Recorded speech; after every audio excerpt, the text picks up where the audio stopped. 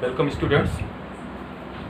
In previous lecture we had discussed about deduction of Ohm's law, and the formula was R is equal to ml upon n e square e tau. This is very important formula, and 2 points we concluded here. First was length, another is area. Today I will start the lecture from that one only, because R is proportional to L and R is inversely proportional to what? A. This is the conclusion from previous lecture. Okay, and this is all about your deduction of Ohm's law. Okay, our next heading is verification of Ohm's law and its limitation.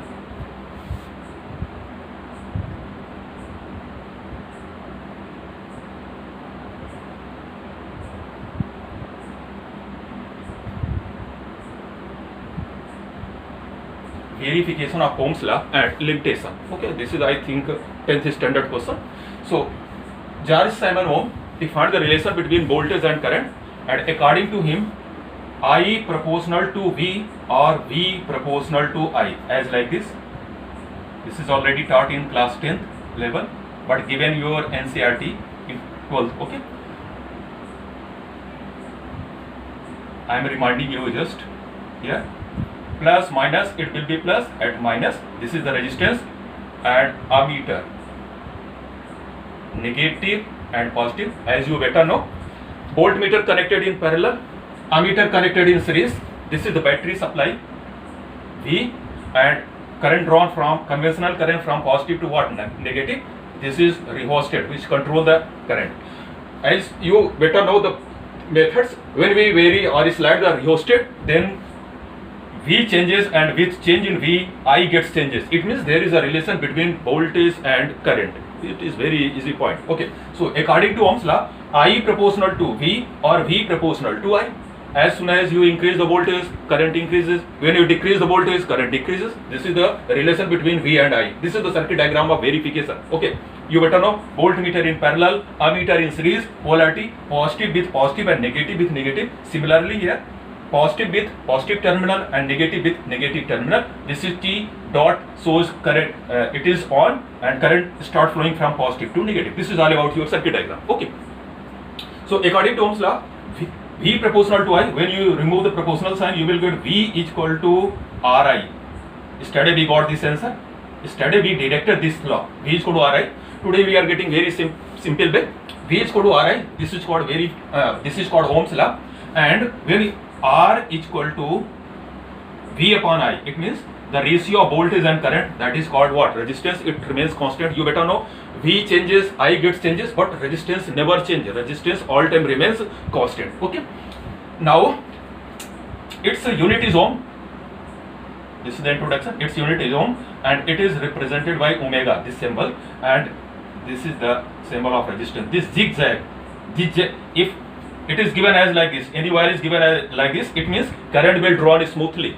Very easy point. If any wire is as like this given, it means it is not allowed to current drawn very gently or very smoothly, but it will offer some obstacle, that is called resistance. It means resistance is represented by as like this, and this point shows that it offer the obstacle for flowing current. It means the factor which oppose the flowing current is called resistance. Very easy point. The factor which oppose the flowing current is called resistance, and the main cause of resistance is, you better know, in previous lecture I told, relaxation time. After every collision, you better know, every conductor have a number of electrons, number of protons which are in rest or in random motion.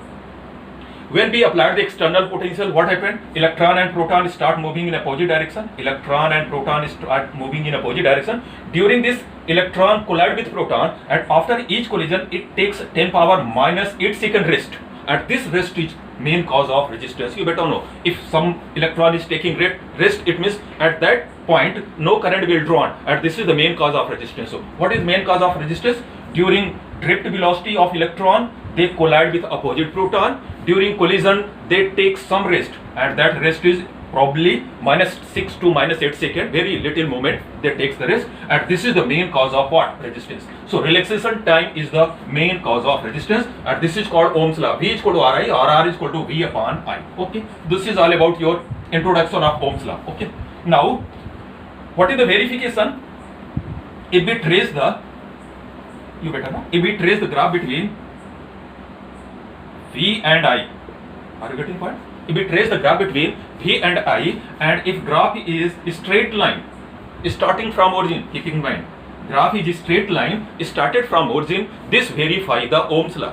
Here is the point.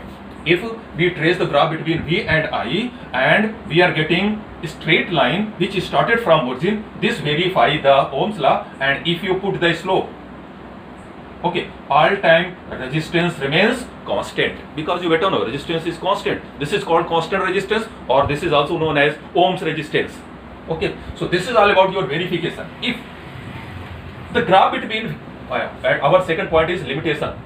So for first limitation, all external factors or all physical conditions as like temperature, pressure should remain constant. This is first point.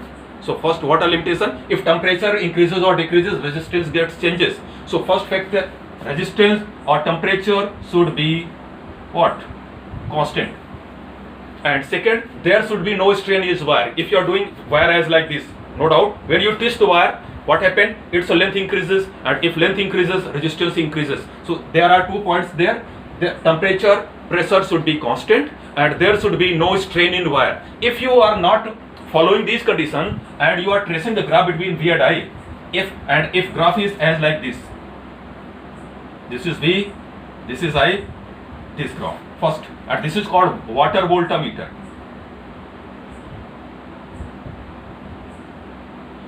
This graph for water voltmeter, it means V increases that much, but still current is 0.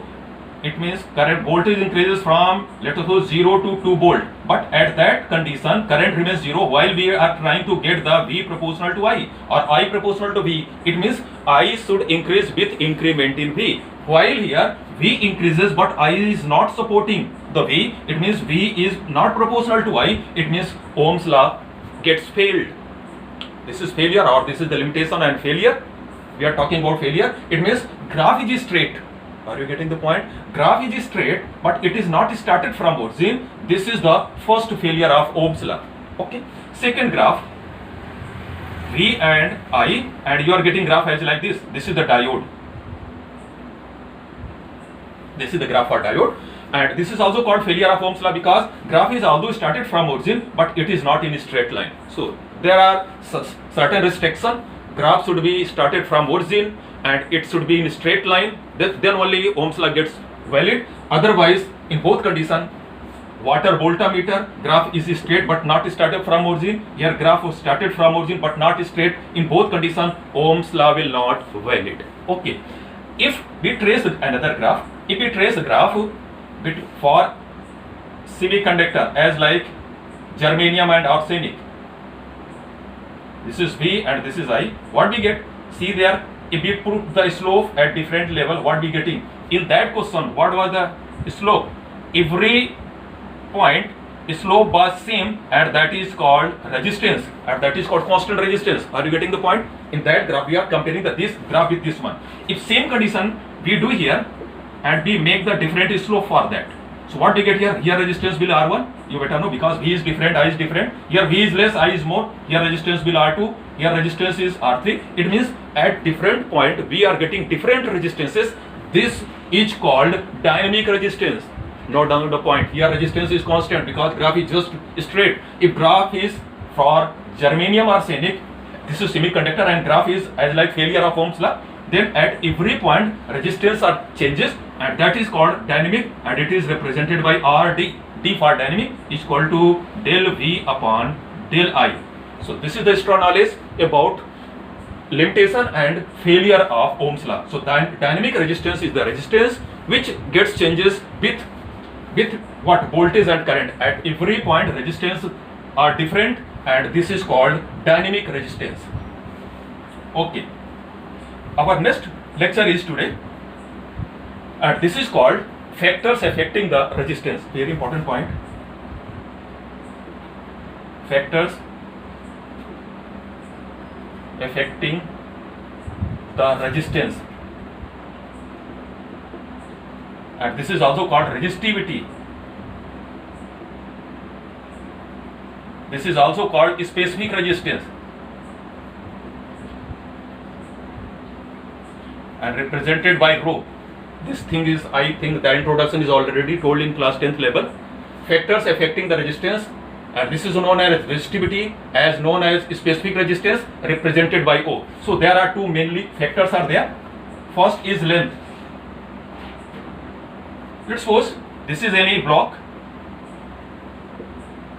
Its length is L, its area is A. When V potential applied through it, flowing current is I. Very easy. A block is there having length L, area A, and V potential applied it. So what a resistance? R is equal to V upon I. Very easy. If B increase the length, because our first factor is length, if B increase the length as like this, without increasing the area, you see there, area is A only, while length is L and L. If length increases, what is the potential? It becomes V and V. We connected two slabs in series, and potential is V and V. Flowing current is same for both. So what a new resistance? R dash is equal to what a total V? It become 2V upon current is what? I. V upon I. What a V upon I? V upon I is what? R. So resistance R dash is equal to 2R. Are you getting the point? If we increase the length without changing the area, here resistance length was L, resistance was R. Here length turns L plus L, 2L, resistance turns 2R. So we conclude that R is proportional to L. Equation number first. R is proportional to L. This is the first equation. Okay. In same point, second factor is area. See there how area affects the resistance. Let's suppose in same block, that was the block, resistance was R, V upon I. In same block, we cut the block from mid. What we are doing? Then area become A by 2 and A by 2. Here area was A. Here area become half of that. Length is same. Length is L. Length is not going to change.